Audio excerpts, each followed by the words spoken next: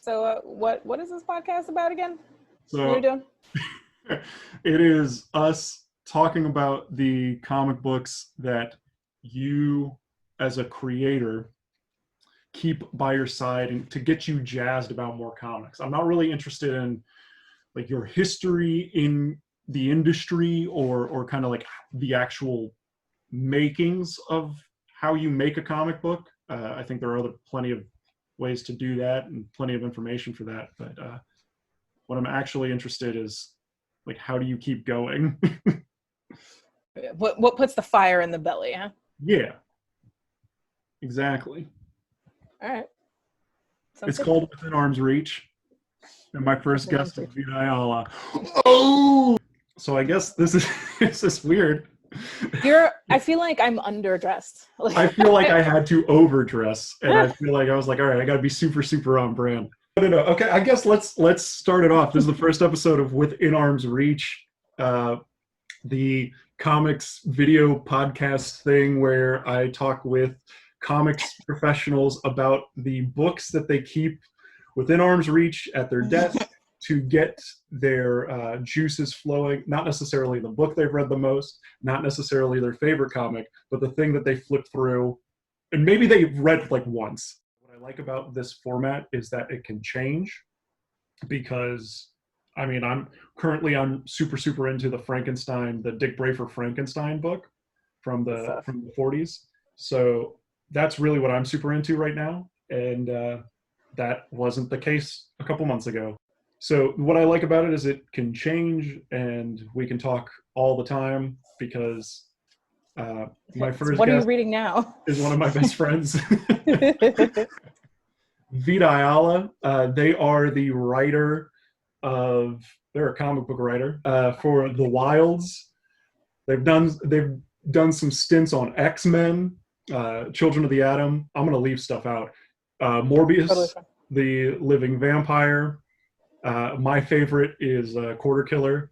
It's also one of my favorites as well. Because I drew that. Yeah, and it looks phenomenal. Actually, I'm usually really bad about talking about my own work. I get kind of shy about that kind of stuff, but Me too. I talk about Quarter Killer all the time. I talk about The Wilds all the time as well, but the Quarter Killer in particular being one that can be an ongoing book and also is very dynamic and done in a different way than any other creator owned that I've done. Each issue is kind of its own adventure, but they come together to form a story. And so I don't know, something about that book, I talk about it all the time. Yeah, I do too. But enough about us, because that's not what this podcast is about.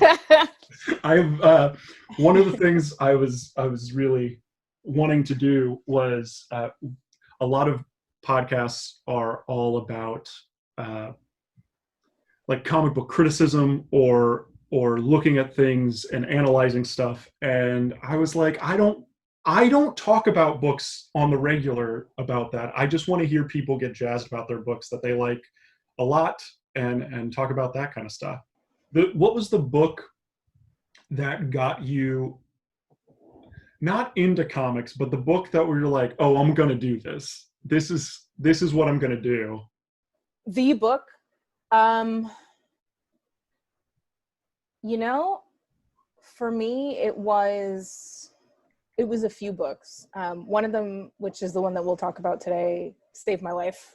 I don't think I'd be alive right now without this book. Another just was exactly the intersection of mainstream and noir that I like. And then the third was a book that reminded me that I like superheroes. So the one that saved my life is Strangers in Paradise by Terry Moore, which is the one that we'll be talking about today. I have in this unbelievably difficult to read format. So I buy a bunch of books, like books that I like, and then I give them away. I had it in hardcover, single trades. I had it in the paperback single trades. I had it in the pocketbooks, and I had it in this, and I kept buying them and giving them away to people. I'd be like, read this, and then they disappeared. And I really regret giving away the hardcover editions. And this is a terrible habit because they'll go out of print in the format that I like have been used to. Because like comics are stupid. And comics are stupid. And you know, I really like indie comics, and like there's no guarantee you'll ever get a reprinting, let alone the same format with an indie comic. So so I don't have like a super accessible version of this anymore, and I really regret. I used to have hardcover, you know, single trades. I had it in the paperback single trades. I had it in the pocketbooks. I had it in the because the first couple of issues were in color, and they're just not printed that way anymore. So can't find them. Including an issue that has guest art by Jim Lee, which is wild. And yeah, the series it spans genre and decades and emotions. It's phenomenal. And then the other two books were Gotham Central, which I love noir stuff, and I also like superhero mainstream stuff, and it was the perfect intersection. And the third is Captain Marvel, the one that was written by Kelly Sue DeConnick, however many years ago now. How old were you when that happened? Like, how old were you when you were like, oh, I'm going to do this. This is going to be the path that I'm going to take. I didn't know that this is what I was going to do. So like I have always, ever since I learned how to read, which was very late, I learned how to read when I was about 10. I started writing because I had always been telling, you know, I have a very active imagination. Who knew? A creative with an active imagination, and a Pisces at that. But I had a very like intense inner life as a kid. I went through some stuff that kind of led me to have these sorts of coping mechanisms that included a very rich fantasy life. But I didn't know how to make that tangible. And so when I learned how to read, I was like, oh, I can just put it down in a book and then I can read it again. Great. Like I won't, you know, I'll write it down and then I won't forget it all. Like, that's fantastic. And I've been compulsively writing since. Like I failed out of high school because if I went to school, I was at the back of the room writing my own stuff in my notebooks. I had a different story for each class that I was in. So I'd like, instead of doing what I was supposed to do in that class, I would turn to that story and start writing that story. But I didn't know, and I've loved comics since before I could read. Comics has always been really important to me. I say this a lot, but like comics was the first place that I really saw people that looked like me in positions of power and kind of like being heroes. Star Trek now, you know, not counting Star Trek. Right. But, you know, like my first characters in comics were Storm and Bishop and Wonder Woman, who I misidentified as Puerto Rican, and Scheherazade. So those were my four. And I was like, a bunch of brown people. Clearly one of them is not brown. That was my mistake. But so comics has always been really, really important to me. But I didn't realize you could do them and not draw. Mm-hmm. And I apparently am bad at reading comprehension. I just never bothered to look at the credits. Like I was just like, these books just arrive in the store and I pick them up. And being someone too that read a bunch of manga, like I'm a huge anime and manga fan. And as soon as I could go outside by myself, I was going and buying manga and anime. Manga is usually credited to one person, not done by one person. Right. I know that studios work like in assistants and all that kind of stuff, but usually a manga is credited to a single creator, mangaka, cartoonist. And so I was like, oh, that's just how it works. And me being a dum-dum never looked at a Western comic and went, look at all these names, like all these people are involved. So it wasn't until I started working at a comic book shop that I even knew it was possible. And that was around the time that Gotham Central came out. And at the time I wasn't those really two link like perfectly. Yeah. That book has a huge team. They had two separate teams working on the same book. But I didn't even know that was possible until then. And then I was like, then I started looking at the kind of people who got to make comics. And my favorite comics specifically, right? So like, I was turned on to Strangers in Paradise by a coworker who I called Grandpa because he was like, I'm old enough to be your grandpa. And so he was like, you seem kind of gay. You'll like this book. And I was like, all right, that sounds cool. And I did. But all the books that I was reading, almost all the books that I was reading at the time, were written by white dudes. They just were. I think the only comic that I was reading at the time that was not was Birds of Prey, probably. Which, shout out, it's out of print, so I can never get it again. I buy a bunch of books, like books that I like, and then I give them away. Great book. Was that like Simone run? Yeah, I mean, it was the older she took over for, I think she took over right from Chuck Dixon, if I'm not mistaken. Yeah. But his run was also vitally important to me. But like, I can't have it. It doesn't exist anymore. But so, yeah, I was looking at who got to make the books, and I just really didn't see, like, I saw myself on the page sometimes, but I didn't see myself in the work in that way. And so it wasn't until I was graduated from college and working back at the comic book shop that I even thought it was possible. That was the second golden age of Forbidden Planet, 2012, when Matt Rosenberg was working there, and Tyler Boss and Danny Lure and a whole bunch of other people who have, very much influenced my life. And Matt Rosenberg, who is one of my best friends, was like, you could just do it. Like, I see you come in an hour early and write in the basement like a weird troll, just pitch comics. And I was like, yeah, that's not going to happen. He was like, oh, too bad. I already told somebody you're going to pitch for them. And so he was very gentle, and he was instrumental in making me realize that it was a possibility if I wanted it. He never forced me to do anything, but so yeah, long story. Sorry, rambling story. That's good. So when I was in my 20s.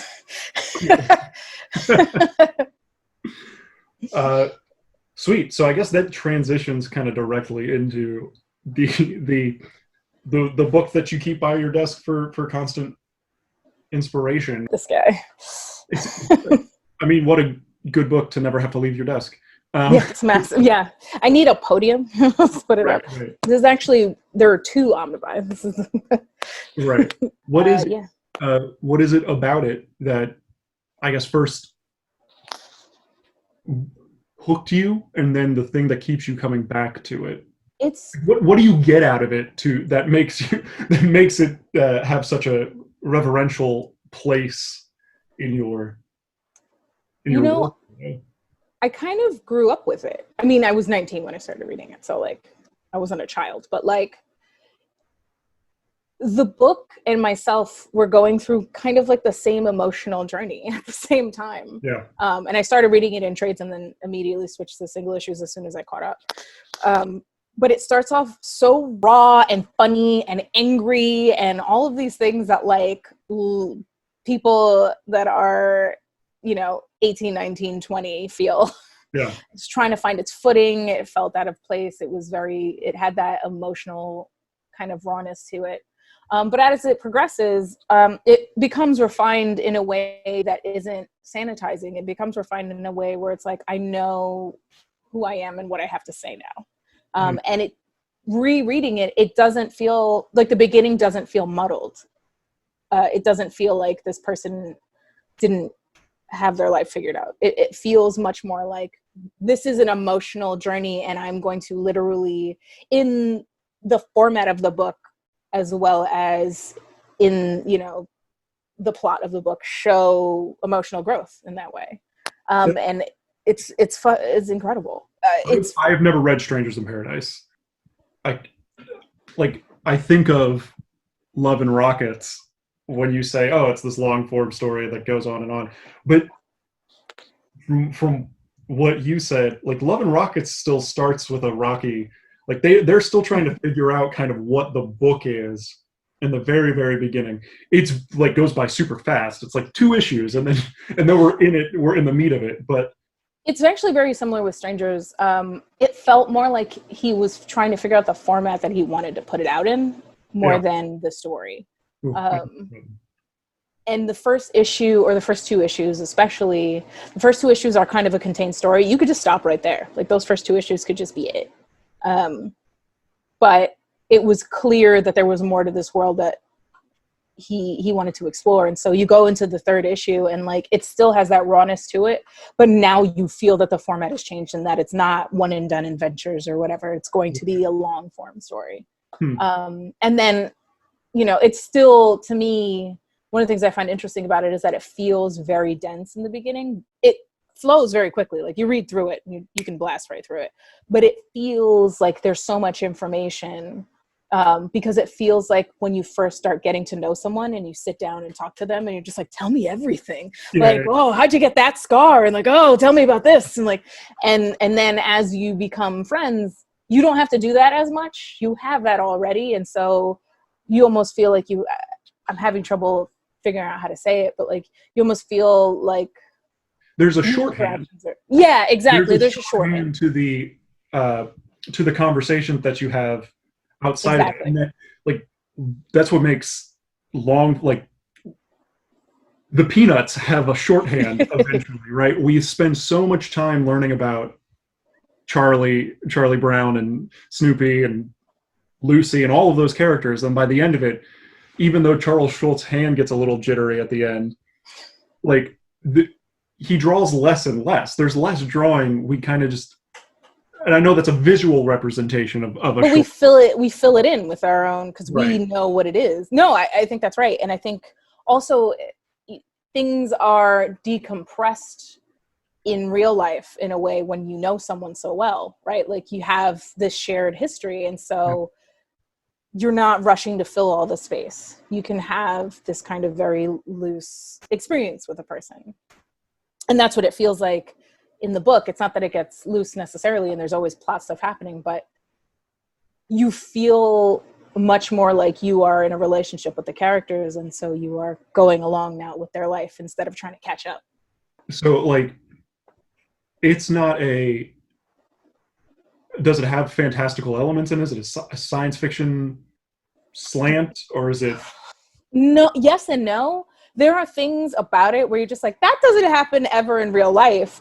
And I accept it. Like there's like, spoiler alert for a comic that's like decades old, but like there's a plane crash that like they walk away from and you're like, that's not real. There's also a thing like that Moore does that I found really interesting, where like he followed a storyline till a conclusion and he was like, I don't like that conclusion. So then he made it a vision that this character had. And there's a splinter point where you get 3 versions of the character's life. And it's like, you can just stop at any one of them and then that'll be it. Or you can keep going and just continue to follow this journey. One of the characters possibly is slightly clairvoyant, but like you don't really, like it's not super impactful in that way. It's a noir, it's a crime book. It's also a love, like a very dramatic romance. It's a like weird art book. Like it's a lot of stuff. There was an issue, was it written by Gaiman? I don't remember. I'm pretty sure some of it had to do with Neil Gaiman. It's just nuts. Like it's just, there's so much to it. But at the end of the day, like it is all mostly grounded in real life and much more of a like kind of dark soap opera than anything else. Yeah. Which is weird for me because I do like things with a more sci-fi or fantastical bent, but there's something about this that it's like life but amplified. So why is it the book that you keep going back to? What about it is the thing that keeps, like, that you can flip through and be like, oh, is it jumping back into characters' lives that you cared about so much or care about so much? There are different reasons why I go back to it. Sometimes it's to, like, I'll start at the beginning because I need that rawness. I need to feel that emotion just jumping off the page. Sometimes I'm reading it and I'm seeing how Moore interweaves his slightly fantastical elements into his much more kind of grounded reality story plot. Sometimes I'm like, I mean, there are sections of it that are just a really good crime book. And I'm just like, I'm just going to go read that. It's a crime book with gay people. It's great. Like, It's fantastic. Also, it's just like super beautiful to look at. Like, I don't know if I can. I don't know, man. This stuff is like beautiful and raw, and like it's just a joy. There's a lot of it too for me was that it came at the right time in terms of having a book with queer main characters that that didn't feel like the queer book, all capital letters. You know what I mean? Like it was just like these characters are bisexual and pan and all these other things, and that's just who they are, and here they are living their messy ass lives, and the concentration isn't necessarily on, you know, their queerness in the way that it's an after school special. It's just like, oh, you can just tell a long form story about queer people. Yeah, I think that's something that I really like. I said I think it's something that I really like. No, it's something that I really like. Yeah, that's something that I really like in your books, and it's it's not about the queerness. The queerness is just a part of the world, Right. which like that's all everything, right? Every good thing isn't.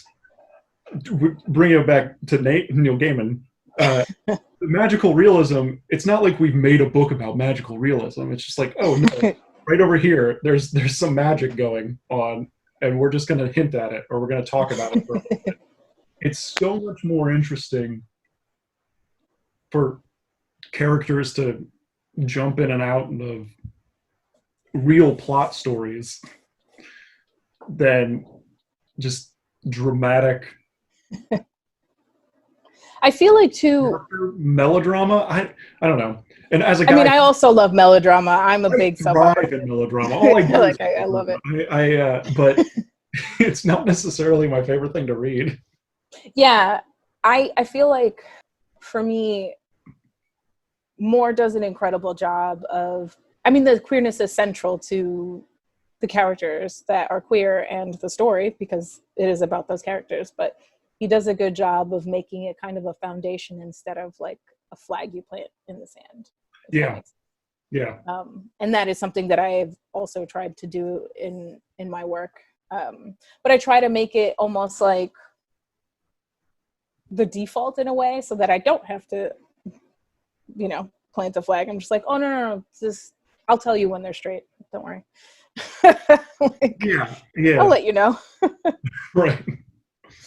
If you had asked me like 3 weeks ago, I was reading Black Monday Murders for the first time, and they blew my mind. So great. I don't know how much more of this podcast there is, but you have more questions? You said you had questions. Well, no, I had 2 questions. I like it. I feel like you came prepared.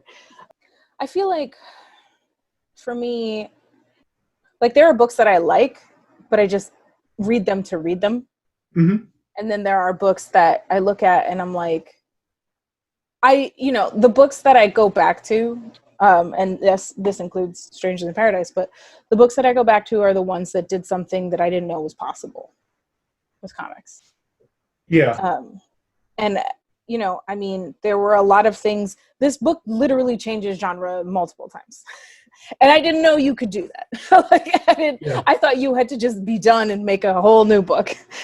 Like, but it also like, part of the industry now is like, is that right? Like, no, you finish your thing and you keep moving on. We don't have books lasting longer than 5 I agree. issues. It's that, and to me, that's a big bummer. One of the things that I love is about comics is that they used to be long form in that they would run for a long time, even if they were short stories, right?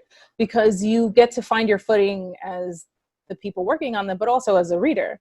You know, I think that comic book readers are they're very different from other readers. The way that you interact with comics is very active. It's a very, very active thing to do. And part of it is because comics force you to figure out what happened in between panels, which definitely uses a part of your brain. As people that have been reading comics for a long time, we probably don't notice it anymore, but giving comics to someone who hasn't read comics before as an adult, like when they're an adult, they're like, I don't know this language. This is I've given Strangers in Paradise to people as their first comic, which is definitely not an easy one to read. And they're like, wait, but they were there and now they're here. And I'm like, yes, that's how comics work. I was talking, like, Aaron loves Calvin and Hobbes, so I'm able to like throw, like, that's kind of my basis. All like newspaper strips, it's really easy to understand how that's paced out. But I could only imagine giving her Love and Rockets, where it just changes from, like, you'll be reading a page and then, like, here's two of the same thing, and then it jumps to a whole nother decade, and you're like, whoa. And if and you know, they weren't always the best at telling you that happened.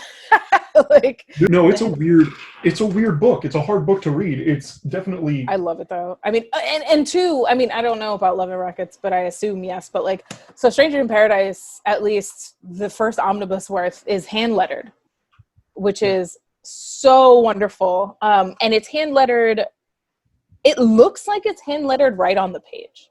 yeah, it probably, I'm sure it is. I assume it is. And the black and white, it's a special place in my heart. The manga lover in me really likes this format. But like, even the balloons, like the shapes that they are and the way that they express themselves, like that says something, that they indicate things. And as a comic book reader, like, you have to suss that out. Yeah. And then I've, like, if all you've ever done is read like certain kinds of books, you don't know whole dialects, right? Right. If I only read indie books, I wouldn't understand how superhero books worked. If I only read superhero books, I would be selling myself short as well, because I wouldn't know of all these other things. And so the books that I go back to are often the books that were in the place, you know, the ones that showed me that you could do something different. So Strangers in Paradise, Gotham Central is another one. I didn't know you could do anything like that in comics. And that was the first time that I recall seeing a book that was co-written in that way, like where you could see, you could feel, you could read that these were two different teams, but they were working so well together. I was like, that's genius to me. That's next level.